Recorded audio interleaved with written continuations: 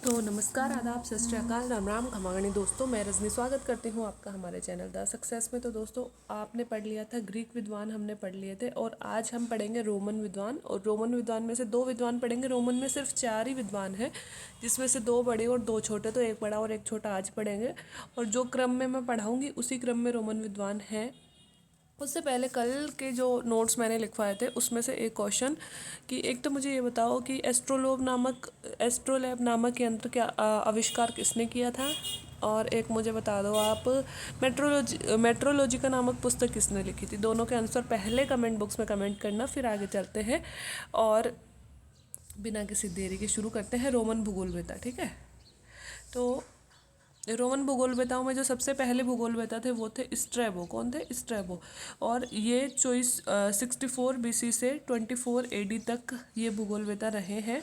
हाँ, इससे पहले कि आप मुझे पीडीएफ के लिए बोलो, हर एक वीडियो के नीचे कमेंट होता है कि मैडम पीडीएफ कहाँ मिलेगा। तो पीडीएफ नहीं मिलेगा। मैं चाहती हूँ आप अपने हाथों से लिखें, क्योंकि जब आप अपने हाथों में लिखेंगे तभी कॉपी के रूप में आपके पास सुरक्षित रहेंगे और एग्ज़ाम में काम आएंगे। पीडीएफ न जाने हम कितने सेव करके रख लेते हैं और फिर उनको कभी पढ़ते भी नहीं है ना। इसलिए मैं चाहती हूँ कि आप सभी पढ़ें। तो बात करते हैं स्ट्रैबो के बारे में। स्ट्रैबो 64 ईसा पूर्व से लेकर 24 AD तक, मतलब 24वीं ईस्वी तक ये भूगोलवेता रहे हैं। ये एक राजनीतिक लेखक थे और अमेशिया तुर्की में इनका जन्म हुआ था। 44 BC में टर्की से ये रोम पहुँचे थे, मतलब टर्की के रहने वाले थे। पहले टर्की में थे और फिर उसके बाद में ये रोम पहुँचे, इसलिए हम रोमन भूगोलवेताओं में इनको पढ़ रहे हैं। इनका जो योगदान है वो रोमन भूगोलवेताओं में ही है। स्ट्रैबो की सबसे इम्पोर्टेंट बात है कि इन्हें प्रादेशिक भूगोल का पिता कहा जाता है, फादर ऑफ रीजनल ज्योग्राफी कहा जाता है। क्यों कहा जाता है? क्योंकि इन्होंने प्रदेशों को प्राकृतिक सीमाओं के आधार पर बांटा था। इनसे पहले कोई भी विद्वान ऐसे नहीं थे जिन्होंने प्रदेशों को प्राकृतिक सीमाओं के आधार पर विभाजित किया है। स्ट्रैबो वे पहले विद्वान थे, इसलिए इनको फादर ऑफ रीजनल ज्योग्राफी कहते हैं। इन्होंने पृथ्वी की आकृति अनियमित चतुर्भुज के रूप में बताई थी। बहुत सारे विद्वान इनसे पहले पृथ्वी की आकृति लगभग गोल बता चुके थे, बट इनकी एक अलग धारणा थी। और ध्रुवीय क्षेत्रों के लिए इन्होंने त्रिविम ध्रुवीय प्रक्षेप का उपयोग किया, जो आज भी हम प्रैक्टिकल में पढ़ते हैं। त्रिविम ध्रुवीय प्रक्षेप, उसी प्रक्षेप का वर्णन इन्होंने किया था। सबसे इम्पोर्टेंट बात यह है स्ट्रैबो की, स्ट्रैबो ने भूगोल को क्षेत्र वर्णनी विज्ञान कहा, जिसे इंग्लिश में बोलते हैं कोरोलॉजी साइंस। ठीक है, बहुत इंपॉर्टेंट नाम है क्षेत्र वर्णनी विज्ञान, और आगे ये बार बार आएगा, जब हम रीटर पढ़ेंगे तभी भी आएगा। तो स्ट्रैबो ने भूगोल को क्षेत्र वर्णनी विज्ञान कहा था, अर्थात जो क्षेत्रों का वर्णन करती है वो ही साइंस भूगोल कहलाती है। ठीक है, तो कोरोलॉजी साइंस वर्ड का इन्होंने प्रयोग अपने मतलब उसमें किया था, अध्ययन में। इसके अलावा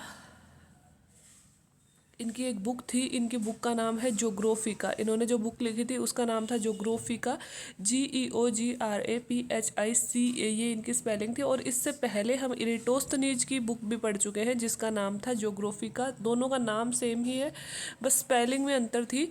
तो जोग्राफिका जो इरेटोस्थनीज की थी उनकी GEOGRAPHICA लिखा था और इनके CA लिखा था। तो दोनों विद्वानों की बुक का नाम सेम ही था, बस दोनों विद्वानों के नाम की स्पेलिंग में अंतर था। स्ट्रैबो ने इरेटोस्थनीज को बहुत पढ़ा भी था और ये उनसे बहुत प्रभावित थे, इसलिए बुक का नाम भी लगभग इन्होंने सेम ही रख लिया। ज्योग्राफिका में एक भौगोलिक निबंधों की कृति है और भूगोलवेताओं के लिए नहीं बल्कि राजनीतिज्ञों के लिए लिखी गई थी। प्रकाशन हुआ था इसका 1469 में लैटिन भाषा में। नहीं, प्रकाशन तो पहले हो चुका था। 1469 में इसे लैटिन भाषा में अनुवादित किया गया और 1516 में इसे ग्रीक भाषा में अनुवादित किया गया। तो बुक का नाम क्या था? बुक का नाम था ज्योग्राफिका। दूसरी बुक है हिस्टोरिकल मेमोरीज। हिस्टोरिकल मेमोरीज का मतलब हिंदी में जो होता है वो होता है ऐतिहासिक स्मृतियाँ। तो ये जो इनकी किताब थी ऐतिहासिक स्मृतियाँ, बहुत ही बड़ी किताब थी। 17 खंडों में यह किताब लिखी गई थी। और इसमें प्रथम खंड में, अब आपको पूरे खंड तो याद नहीं होंगे, लेकिन फिर भी इसमें से कुछ मोटी मोटी चीज़ें हम पढ़ सकते हैं, क्योंकि हो सकता है पूछ ली जाए। तो प्रथम खंड में विषय की प्रस्तावना लिखी गई है। द्वितीय खंड में इरेटोस्थनीज के कार्यों की समीक्षा की गई है। तृतीय खंड में यूरोप का विवरण किया गया है। चौथे खंड में गॉल, फ्रांस, ब्रिटेन और आल्प्स पर्वत का वर्णन किया गया है, मतलब यूरोप के बारे में ही है। पांचवें खंड में इटली और सिसिली द्वीप का वर्णन किया गया है। छठवें खंड में राइन और डेन्यूब नदी का वर्णन किया गया है, और छठवें में नहीं, सातवें में। और आठवें, नवें, 10वें में यूनान और पड़ोसिया का वर्णन किया गया है। अब हमारे लिए ज़रूरी ये है कि क्या इन्होंने एशिया का वर्णन भी किया है, तो जी हाँ, 11वें से लेकर 16वें खंड में इन्होंने एशिया का वर्णन किया है। और इसमें 11वें खंड में इन्होंने, अब क्योंकि हम एशिया में रहते हैं तो हो सकता है हमसे एशिया से रिलेटेड पार्ट पूछ लिया जाए, तो 11वें खंड में यूरोप और एशिया के सीमावर्ती क्षेत्रों का वर्णन किया है। कैस्पियन सागर को उत्तरी सागर से संबंधित इन्होंने बताया है। 15वें खंड में भारत और फारस के बीच के क्षेत्र का वर्णन किया है। ये इंपॉर्टेंट बात है कि हमसे पूछा जा सकता है कि स्ट्रेबो ने अगर भारत का नाम लिखा है या भारत का वर्णन किया है तो हिस्टोरिकल मेमोरीज के कौन से खंड में किया है, तो ये हमें याद रखना है कि 15वें खंड में उन्होंने भारत के बारे में लिखा है। और ये पूछ लिया जाए कि एशिया के बारे में कौन से खंड में लिखा है, तो 11वें के बाद जितने भी अध्याय लिखे गए हैं 16 तक, वो सारे एशिया के बारे में ही लिखे गए हैं। और विश्व मानचित्र में पहली बार इन्होंने गंगा नदी दर्शाई। आज से पहले अभी तक आपने कोई सा भी विद्वान नहीं पढ़ा होगा जिसने गंगा नदी के बारे में लिखा, इन्होंने लिखा था। तो हमसे ये भी पूछा जा सकता है कि भौगोलिक चिंतकों में कौन सा चिंतक था जिन्होंने पहली बार गंगा नदी के बारे में लिखा, तो वो थे स्ट्रैबो। और गंगा नदी को सिंधु की इन्होंने सहायक नदी बताया था, जो कि इनकी गलत धारणा थी। 16वें खंड में असीरिया, फिलिस्तीन और अरब सागर का वर्णन किया। और 17वें खंड में इन्होंने अफ्रीका महाद्वीप का वर्णन किया। तो मोटे मोटे रूप में इन्होंने अपनी किताब में 3 महाद्वीपों का वर्णन किया है, यूरोप, एशिया और अफ्रीका। तो शुरुआती खंडों में इन्होंने यूरोप का वर्णन किया। आप इतना कम से कम याद रख सकते हो कि शुरुआत का जैसे पहला खंड तो प्रस्तावना हो गया, दूसरा इन्होंने इरेटुसनिज के कार्यों की समीक्षा कर दी, और फिर इनका जो शुरू होता है तृतीय खंड से लेकर लगभग 10वें खंड तक यूरोप का वर्णन है। फिर 11वें से 16वें तक एशिया का वर्णन है, और 17वें खंड में अफ्रीका का वर्णन है, जिसमें भी भारत का नाम जो आया है, भारत का नाम इन्होंने कौन से खंड में किया है, 15वें खंड में। और विश्व में पहली बार गंगा नदी के बारे में इन्होंने बताया था। तो ये बातें हम इनके बारे में पढ़ सकते हैं। तो 2 ही विद्वान आज अपन ने पढ़े हैं। सबसे पहले तो पढ़ा अपन ने, सॉरी अभी तक एक ही पढ़ा है, स्ट्रैबो पढ़ा।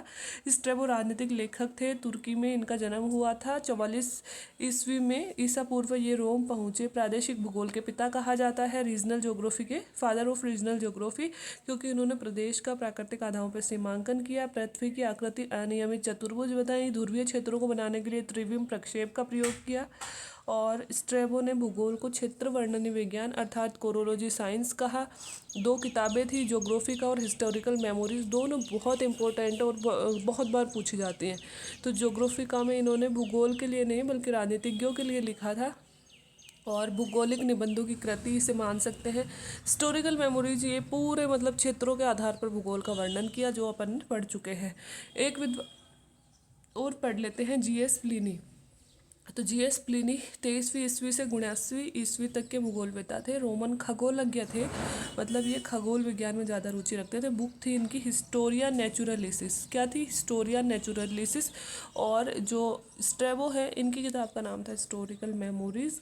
और प्लिनी ने ब्रह्मांड, जीव और मानव विकास का वर्णन किया है, और आकाशीय पिंडों का वर्णन किया। तो प्लिनी के बारे में हमें सिर्फ इतना सा याद रखना है कि भाई एक तो कौन से क्षेत्र के भूगोलवेता थे, तो ये रोमन भूगोलवेता थे। दूसरा कि अगर एग्ज़ाम में